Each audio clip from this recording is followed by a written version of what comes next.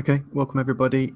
Today I'm going to show you how to skin a character I'll show you first with bones by using a cylinder and putting some bones in and showing you how the skinning tool works. That's the modifier that we're interested in. It's this skin modifier in 3ds Max.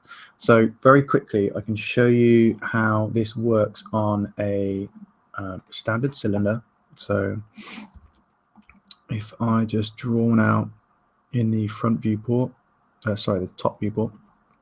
In fact, I'm just going to cancel that. I'm going to press S on the keyboard to turn on snaps. So that means I can snap to grid lines, just so I can draw this first shape of the cylinder out. Okay, so we've got this. It's got 8 segments running around it, and it's got 8 height segments at the moment as well. It's quite a lot, but this is just a demo, so it doesn't really matter. I'm going to go into my systems, and here I'm going to use bones, but later on I'm going to show you how to use biped, which is what you're going to use for your characters. But the reason why I'm going to use bones is because we've got such a simple piece of geometry here, and using bones first will give you a better idea of how the skinning tool works on just one limb, because we're going to treat this as if it's a like a thigh and a calf, for example. Okay, so I'm going to use bones. I'm going to come into the right hand view or the left hand view. Just make sure I can see everything on screen. Again, I've got my snap tool turned on, and I can start clicking. So the first click that I make makes my first bone at the top. I can't see where my bone is because I was in wireframe mode. So if I press F3, I can toggle on and off wireframe. Now, I want the middle bone to be pretty much in the center of the leg, so here, but I'm going to tilt it ever so slightly to one side so that it knows that the knee is on that side and the back of the knee is on this side. Okay, so I'm going to click there, and then I'm going to click again at the bottom, and then you've always got this final nub on the end. If you right click, it just puts a small bone on the end like that. Okay, so that's the bones all set up, and they are well, they should be right in the middle of the piece of geometry that got in there, because we drew it using snaps, and we drew it from the top viewport right in the center of the world. So if I just come out of this now, we can see that the bones are actually right inside, so they're directly inside the mesh there. Okay, so enough about that. So the first thing that we want to do, I'm going to show you how to skin this up. So the first thing is, obviously with your characters, you need to make sure that you are giving the limbs, so the arms or the knees, etc., they need to have more vertices in that area so that it can deform properly. So with this mesh, I'm just going to quickly right click it, turn it into an editable poly, and then on my left view, I'm just going to have a quick look at this, grab all of these ones in the middle and just scale them up and out a little bit. And then I'm going to grab these 3 in the middle. They're the ones that I'm interested in. I'm going to scale those in. So they're going to be the knee. So here's the front of the knee, and here's the back of the knee. Now, there's lots of information out there that you can look at for topology. You guys all did work on topology in the last project where you built a character. So you should understand how to change the way the verts are lined up on here in order to meet good topology. You'll see how I did it on the little character that I'm going to show you later on for the biped. For this example, I don't really care about that, so I'm just going to leave it with 3 lines running through. So that's it. So that's ready. Then my bones are already in place. So with my character, you could call it, still selected, I'm going to come to my modifier list, scroll down, and then hit skin. Okay, so skin modifier is added on top of your editable poly. At this point, it's quite important. Some people have seen when they're working in 3ds Max, they don't understand that you can just click on the editable poly to continue working with it, and they tend to right click and convert to editable poly. If you do that, it will lose the skin modifier on top. So if you're one of those people who's used to doing things that way, don't. Okay, modifier stacks there for a reason. So with skin selected at the top, it's highlighted in dark gray, which isn't helpful, but you can see that it's, well, there you go, blue. Right, so now with skin selected, I want to come down into this list here. So this is what it looks like originally. You've got your edit envelopes turned on. And what I want to do is I'm going to add in some bones. So I'll click on the little add button there. And then here, this little dialog box comes up, and it shows all the bones that you have selected. Now, if you've got a biped in your screen, then you'll see later on that you'll have loads and loads of bones down here. For this, we should just have 3. So bones 1, 2, and 3. Bone number 3 is actually this little nub at the bottom, and as you can see, it's outside of the skin. So we don't actually need it. So we're going to have bones 1 and 2. So I can select those 2. Hit select. Okay. So now you can see what's going on here. So we've got red highlights an area of the mesh that has a lot of influence by the bone that's been attached to. As you go through, you'll find you'll have yellow patches and blue patches as well. Now these are just different states of influence from the various bones. So if I click on bone number 1, which should be the top bone, we can see that it's controlling all of this pretty much by 100%. Okay. Now the next thing I want to do is turn on vertices over here, because I want to start editing the amount of percentage these things are being influenced by. So with the vertices turned on, I'm going to scroll down ever so slightly until I see this little spanner. I'm going to turn that spanner on. Okay, this spanner gives me this little dialog box. Now that dialog box will show me what these verts, or which bones these verts have the most influence to. So if I select this top set over here, you can see that they're all controlled by full 1, so I like to call it 100%, 90%, 75, 5, so they're being controlled by 100% there at the top. The next set along, they're also being controlled by 100. The next set along, also being controlled by 100. And you keep going as you go through. As we get towards the middle and the ends, you can see that it's still telling me that it's being controlled 100% by a bone 2, which is the other bone that we have in here. Is this one running through this section. So what's happening in this middle section? Well, according to this middle section is all being controlled by bone number 2, and that's incorrect. So what we would want to do is have this middle section to be controlled 50-50 by bone number 2 and bone number 1. As we go up, you can see this setup here. This setup here should be controlled primarily by bone number 1, but bone number 2 should have a little bit of influence in it, so that this section here, when we bend this knee, isn't just controlled by the top bone. So with that selected, I'm just going to hit the 1% up there, and what that's going to do is it's going to make sure. Oh, sorry, I'm on the wrong bone. Give me just 2 seconds. Bone number 2. So bone number 2. This setup here, I want that to be controlled by 0.1. Okay, so 90% of these vertices that I've selected are being controlled by bone number 1, which is the bone at the top, and only 10% is being controlled by bone number 2. Now we want to do exactly the same on the other side. So at the moment we're going 90-10, 50-50, and then here we want to do the opposite again. So I want to make sure I've got bone 1 selected and tell it 1%. And there we can see, so we've got 90 and 10 on that bottom one. As we move down, these ones here will controlled 100% by bone number 2.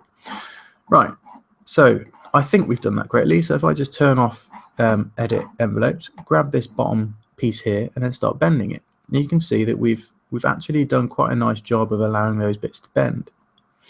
If for any reason you're not happy with it, or you want to change the way in which certain parts of it bend, and you don't have to change an entire set in one go. You can select individual vertices. So for example, if I just push this leg up a little further like this, what we can do is go into our edit envelopes again, and then look at, let's say for example, this bone, this vertice here, and perhaps these ones here as well. Perhaps I don't want them to be controlled any by the top bone at all. So I've got bone number 1 selected, and I just minus that off, then they move up a little bit. Same goes for these ones here. To make sure I select those and not the other 2 below. I don't want those to be controlled by bone 2 anymore, so I can discount those. And what we get is a nicer sort of pinch there. So if you imagine that this is a knee, and then you think about your own knee, it would actually pinch in like that. Okay.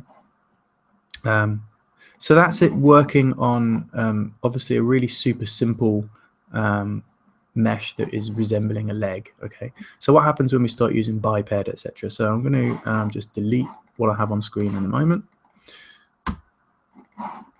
There we go. And I'm going to unhide a little character that I made a while ago, and his name is Boy Strat. I think that's supposed to say start. And hide his rucksack as well. Boom. Okay, so here's a little character that I mocked up 2 weeks ago. It's actually a character that I found on, I think it was a Polycount site. It was someone had done just a sketch really. This is him. So I took that sketch from the concept art area of Polycount, and I decided that I would make him. I quite liked him as a character. So going back into 3ds, here he is, fully 3D'd up. And what I'm going to do now is start using biped. So this is where you guys need to pay the most attention. So looking at him in the front viewport, the first thing we need to do is add those bones. Now this time we're not adding bones, we're adding biped. So select biped, and then from the middle of the character at the bottom, you want to just click and drag. And what it'll do is it'll draw this skeleton in place. You can see that skeleton. So what the places that I'm interested in are, I mean, this guy is quite a strange character because he's got very short legs, really long torso, and moderately long arms and a massive head. So he isn't your standard biped, he isn't your standard human being looking character. So if I just put the biped anywhere, it doesn't really matter the size or the shape, because I'm going to have to resize it anyway. So that's the biped placed. Because the character is sat on this pretty much the center of the world. The center of the world is just over here, by the way. He is sat semi-central. You know, he's central in one of the axes. So the first thing I'm going to do is select him, and then Alt and X, and that will make him see-through. Then I can right-click and freeze him. So that means I'm not going to accidentally select that character and move him around. I'm going to do the same with his little rucksack that he's got here. In fact, the rucksack I'm just going to hide, because what we're going to do with the rucksack is end up just attaching it to one of the bones. So I can just right-click that rucksack and just click on Hide Selection. So as you can see, he's totally not normal sized. Let me hide those things over there. He's totally not normal sized, and he needs to be completely reshaped. The biped needs to be completely reshaped to fit him. So the way in which we do this, if we come up to our motion tab at the top, you have to have a piece of your biped selected. Doesn't matter what piece it is, as long as you've got a piece of him selected, your motion tab will be filled with this dialog box. Next thing you want to do is hit on this figure mode, and what that means is that we're going to change the shape and the size and the amount of limbs, or the amount of spine, bones, etc., for this character. So if I click on the little figure mode up there, then I've got a new set of options down here. I can bend links, I can copy and paste, and I can use the structure. In the structure, you can see that I've got neck links, spine links, etc., and I can add or remove as many of these as I want. Key for my guy, he's only got 3 fingers, so I've changed the amount of fingers to 3. I've changed the amount of finger links to 2. You can see how that makes a difference here. So let's have a look at this hand. So if I go in and change the finger links to 3, that's a standard human. We have 3 links in our fingers, but we have 5 fingers, of course. Toes, if your character doesn't actually have their feet out, then you won't really use actual toes, so you won't have toes in your character. So you leave that down to 1. You can't have 0, so you have to have at least 1 toe, and again 1 toe link as well is all we need here. So with the fact that the character is set up here on figure mode, it means we can start resizing and reshaping the character. So looking at it from the front viewport, the first thing I'm going to do is make sure that the hips, or the central core of the character, is in the right place. Now for me it's all the way down here, because this is where his legs are. So using the track selection and clicking on the body vertical or body horizontal, if you need to move it left and right a little bit, so if you need to get it kind of centered on him first. With this one, I can drag him down, and what I'm looking for, the key thing that I'm looking for here, is these balls here on the end of the thighs. They need to be pretty much where your thighs are, and not just think about where the thighs are, think about where the thigh starts to bend from. That's the most important thing. So I reckon I've got it roughly about right when I'm putting it in here, and I'm just going to center it a little bit more with that central line of my characters just there. You might not be able to see it that clearly, but it is centered now. So with figure mode still on, I can start going around and adjusting all of these bits of biped and making sure that they fit properly. The first thing that I'm going to do is select absolutely every single part of my biped, and then with my move tool selected, up here where it says world currently, yours might say view, it might say something else, whatever it is, change it to local. Then click on the rotation tool, and where it will change, mine's changed to view again, change that back to local, and then click on the scale tool, and again change it from view or world or whatever you have to local. Now that's important, and the reason why it's important is because if I start scaling this piece of geometry here, I know I want to scale it on that axis, right? That makes sense. If this up here is set to view, then when I want to scale it and I want to scale it again in that axis, you notice how it's doing it in completely the wrong direction. So that's important. So make sure this is changed to local, and then you can start scaling. So essentially this part is probably a little bit tedious, but it means that you're going to make sure that the character has the bones in the right places.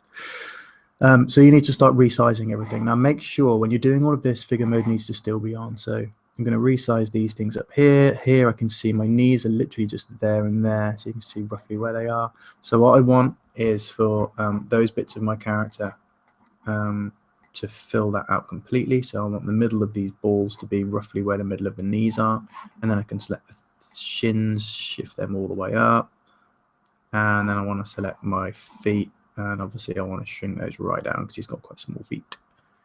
Okay, so the idea here is that you basically run around your character making sure that it essentially just fits. So you can see that I'm just moving things into place, making sure that his feet and his bones match up. I think we can probably do slightly bigger feet actually, and slightly smaller calves. Like that. Okay. So this is your first job, is to go around the character and get all of this to fit. Now, one thing that I do quite a lot is when I'm fitting these character meshes in, I like to make sure that each of the pieces kind of fills out the body. So in that sense, I mean that they're stretched and they're widened to the point where they meet the size of the actual figure. So you can see I'm doing that here with this guy. Be careful not to change something accidentally. One thing that is important to note is that the character needs to try and stay as symmetrical as possible, because later on when you're wanting to copy and paste information from one side of the character to another, if you haven't done things symmetrically, then it won't really work out in your favor anyway. So as I go around filling this character in, you can see that obviously I'm going to need to go higher with him, so I can select each of these pieces of geometry all in one go and kind of stretch them up. One thing that people kind of miss out on, or they don't think about as much as they should, is the clavicles. These guys here, they're really important. And if you were to put your hand over your clavicle now, and kind of move, even just kind of tilting your neck from side to side, you can feel it pulling on the clavicles. Any movement you do with your arms whatsoever, use those a lot. So don't forget about them; they're important.